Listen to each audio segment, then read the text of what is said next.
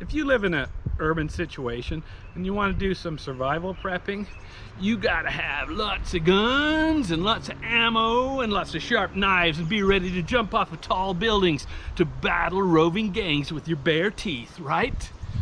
Wrong.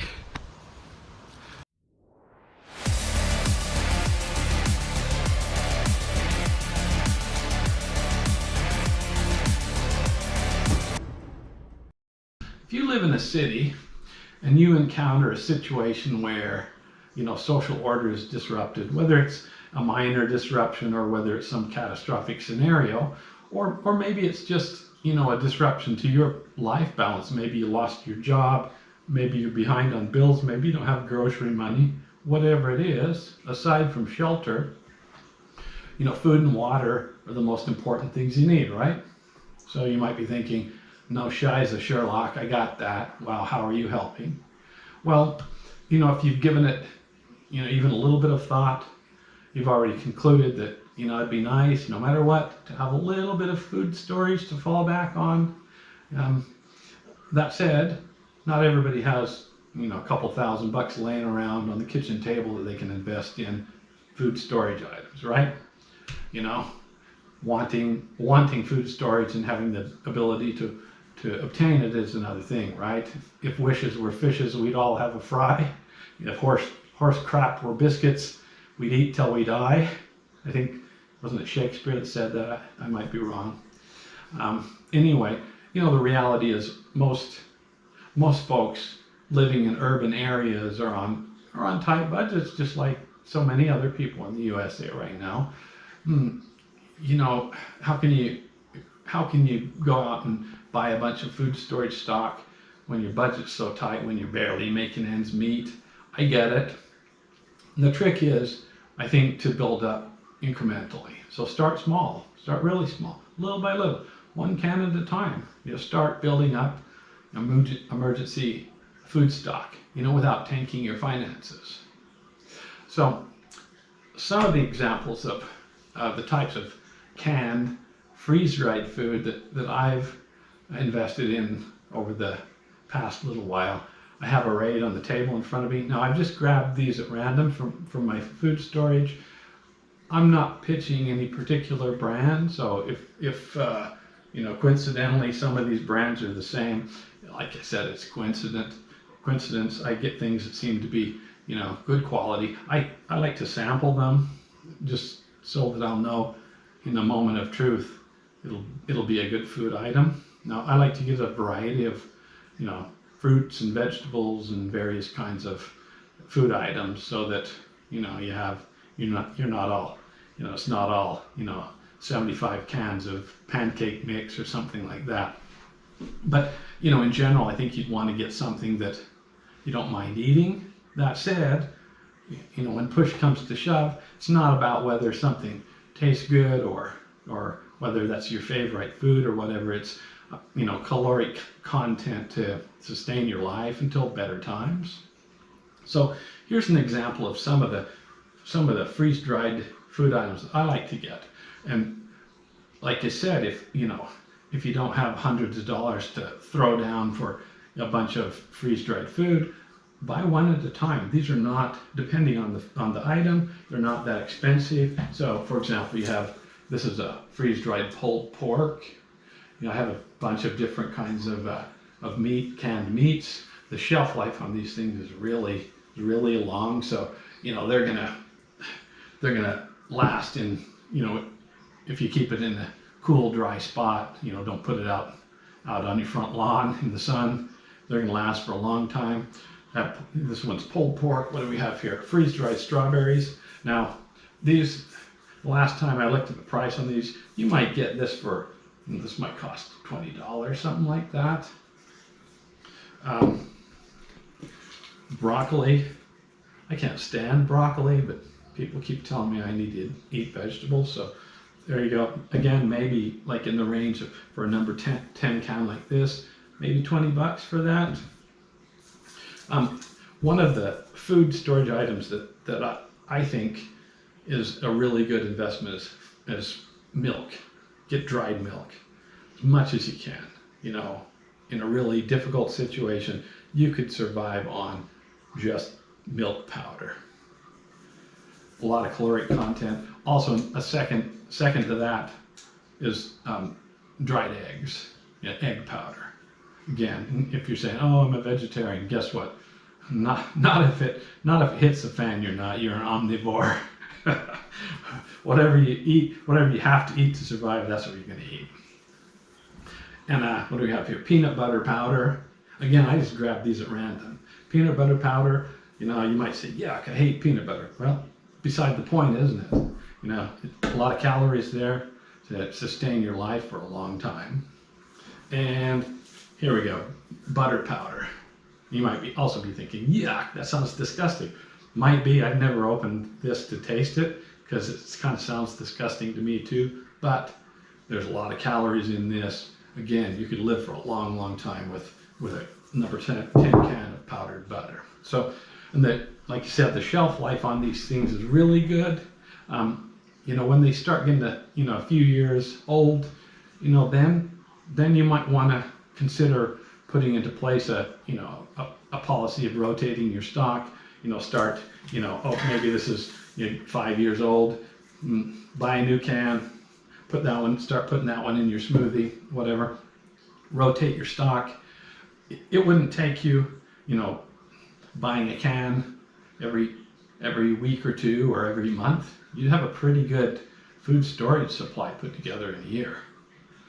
You could live a long time. If you had 10 cans of powdered milk, just that, you could live for quite a while on that. You could survive.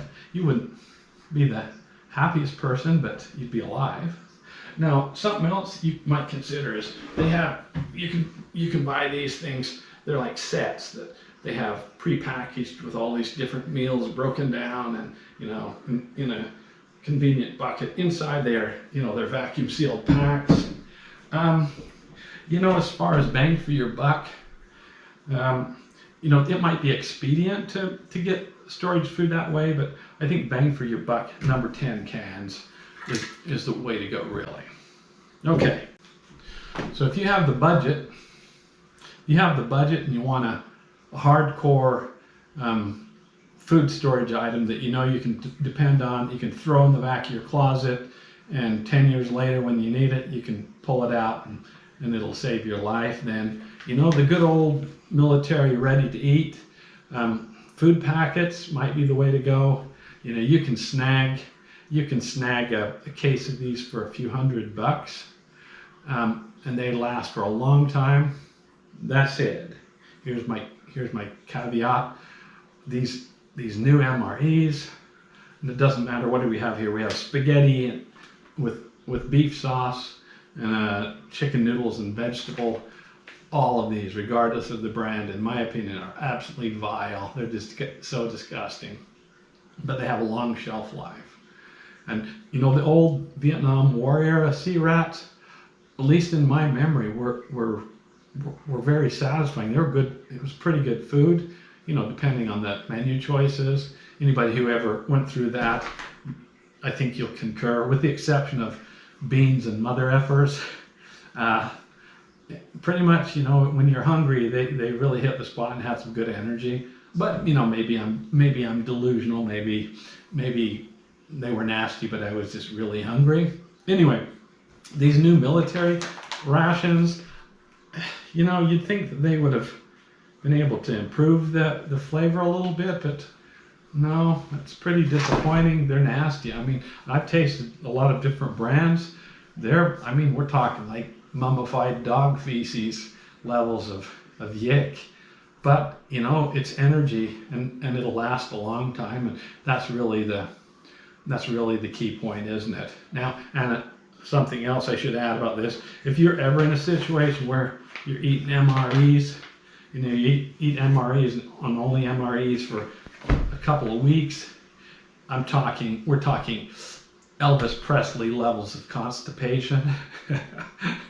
So, be advised of that. But for a hardcore food storage item that you can rely on, you can throw in the back of your closet, under your bed, forget about it, presuming the rats don't chew at it or something like that. you'll have them. They'll be there when you need them, and they'll keep you alive till you can find something better to eat. I remember bringing a few of these onto a camping trip, and they were so nasty. We just sampled them, and one of the items was tacos with tortillas, and one of my buddies had to use the restroom, and he had no toilet paper, so he used the tortilla. It seemed to work just fine. So there's that. So you might be thinking, come on, you old bald-headed Idaho guy, you still don't get it. I don't have any money. I don't have any money to buy a number 10 can of freeze-dried broccoli or whatever. You don't have it. What am I supposed to do? I understand. I get it. That's why we're talking. So here's a really practical way, for you to build up some buffer stock. Every time you go to the supermarket, to shop, buy one extra can of something you typically eat. Maybe snag an extra can of corn, or you grab some soup or some tuna fish, whatever it is you typically eat. Again, not pitching any of these brands, but pinch your pennies, buy an extra can of something, and start putting it onto your shelf in your buffer stock. Now, here's what's the critical point to remember, so that you don't end up wasting your money. You have to watch. If you're buying number 10 cans of freeze-dried food, you have a long shelf life on those. 10 years later, you can still eat them. A can of tuna fish, you don't have 10 years. You want to eat it before, you might have 2 years. You want to eat it before it gets bad. So the trick to do this is pay attention to the expiration dates, and if you happen to be storing it, and if you're storing your food storage items in your kitchen cabinet, put the oldest ones first. The ones that are going to expire first, put them up front. When you buy a new can of something, put it towards the back. Same with dry goods.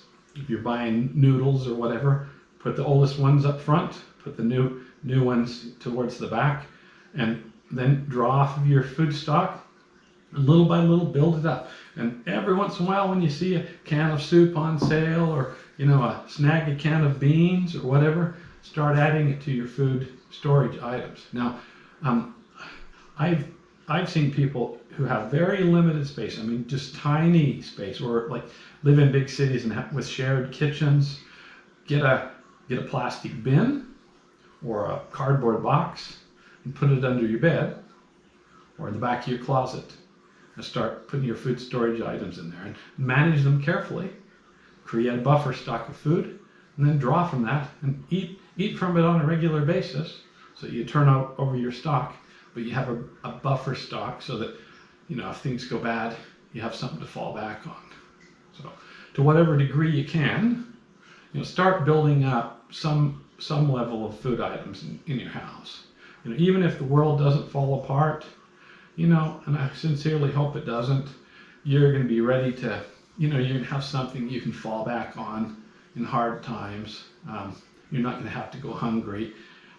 If you lose your job or something, or you're having a hard time with grocery bills, you'll be ready for it. In any case, wherever you are in life, wherever you live, whatever your situation is, I wish you health and happiness, and I hope that you'll take the first step towards putting together some food stock, and hopefully the world doesn't come to an end